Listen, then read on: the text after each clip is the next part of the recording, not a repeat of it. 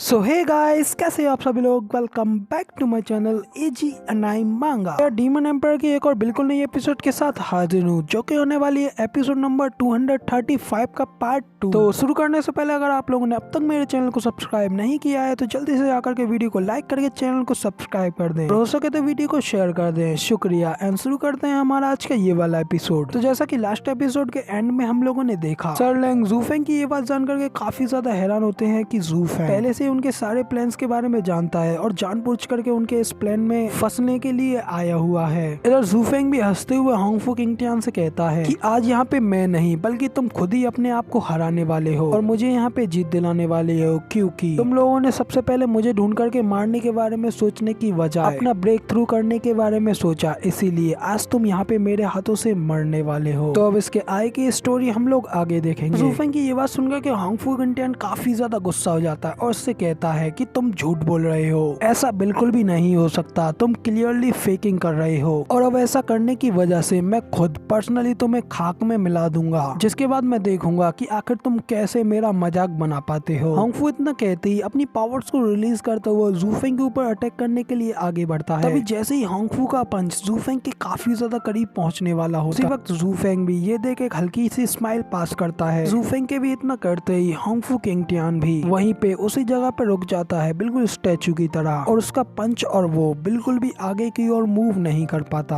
तभी ये देख तीनों ड्रैगन्स का मुंह खुला का खुला रह जाता है और वो कहते हैं कि एल्डेस्ट यंग मास्टर आखिर क्या हुआ। जबकि होंगफू किंगटियान भी ये देख काफी ज्यादा हैरान हो जाता है और कहता है कि क्या हुआ, आखिर मैं बिल्कुल भी मूव क्यों नहीं कर पा रहा। कहते ही होंगफू अपने पीछे तीनों ड्रैगन्स से कहता है, आखिर तुम लोग वहाँ खड़े खड़े क्या कर रहे हो, जल्दी से यहाँ आओ और मेरी आकर के मदद करो। इधर ज़ूफेंग भी होंगफू को इतना परेशान देख हंसता है और उससे कहता है कि मैंने तुमसे पहले ही कहा था। इतना कहते ही ज़ूफेंग अपनी मुट्ठी खोल करके 2 फिंगर्स को ऊपर की ओर उठाता है, साथ ही नीचे जमीन की ओर इशारा करता है। तभी ज़ूफेंग के भी इतना करते ही तीनों के तीनों ड्रैगन्स यानी कि स्पेक्टर ड्रैगन, फ्लेक ड्रैगन और लिंग, तीनों के तीनों एक साथ नीचे जमीन पर धस जाते हैं। फिर ज़ूफेंग हंसते हुए कहता है कि मैंने तुमसे कहा था ना कि तुम पहले ही हार चुके हो। ज़ूफेंग को ऐसा करता हुआ देख बाहर से सभी लोग काफी ज्यादा हैरान होते हैं, साथ ही सर लैंग और ज़ूजी चैंगफेंग भी ये देख काफी ज्यादा हैरान होते हैं। तीनों ड्रैगन्स नीचे जमीन पर गिरने के बाद कांपते हुए उठने की कोशिश करते हैं और ज़ूफेंग से कहते हैं व्हाट द हेल, आखिर तुमने आखिर हम लोगों के साथ क्या किया।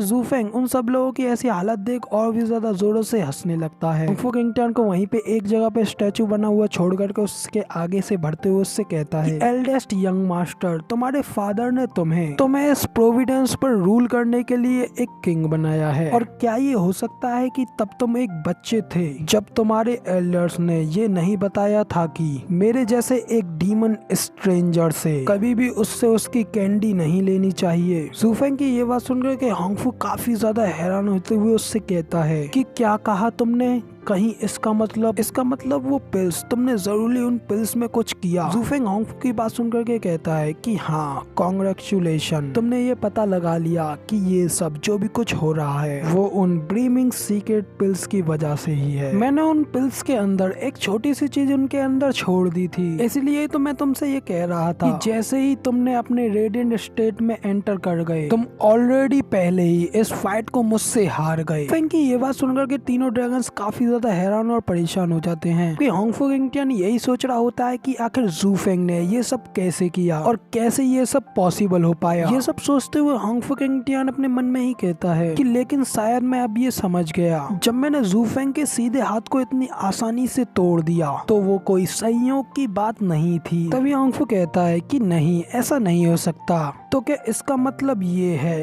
कि होंगफू इतना कहते ही हैरान होते हुए ज़ूफेंग की ओर देखने लगता है। तभी ज़ूफेंग भी होंगफू किंगटियान की ओर देख करके हंसते हुए उससे कहता है कि तुम्हें देख करके ऐसा लगता है कि तुमने अब सब कुछ यहाँ पे फिगर आउट कर लिया है, इसीलिए तो ठीक है, मैं तुम्हें यहाँ बताता हूँ। हाँ, ये बिल्कुल सही है, ये वो तुम नहीं हो जिसने की मेरा सीधा हाथ तोड़ा था, वो मैं हूँ जिसने की खुद अपना हाथ तुम्हारे हाथों से टूटने दिया, क्योंकि वो सब सिर्फ इसी एक खास पर्पस के लिए लिए हुआ था और वो खास पर्पस यही था जिस वजह से मैंने अपने हाथ को टूटने दिया। तो भाई जूफेंग की ये बात सुनकर के तो बाहर एक अजीब सी चारों ओर हलचल फैल जाती है और सभी लोग जूफेंग की ये बात सुनकर के काफी ज्यादा हैरान होते हैं और उन सब में से भी सबसे ज्यादा सर लैंग वुचेंग जूफेंग की इस बात से काफी ज्यादा हैरान होती है और वो अपने मन में कहते हैं कि मैंने भी ये नहीं सोचा था कि जूफेंग की योजना इतनी ज्यादा गहरी हो सकती है कि वो अपने गोल अपने लक्ष्य को अचीव करने के लिए जिस तरीके से खुद के साथ वो इतनी बेरहमी से पेश आया है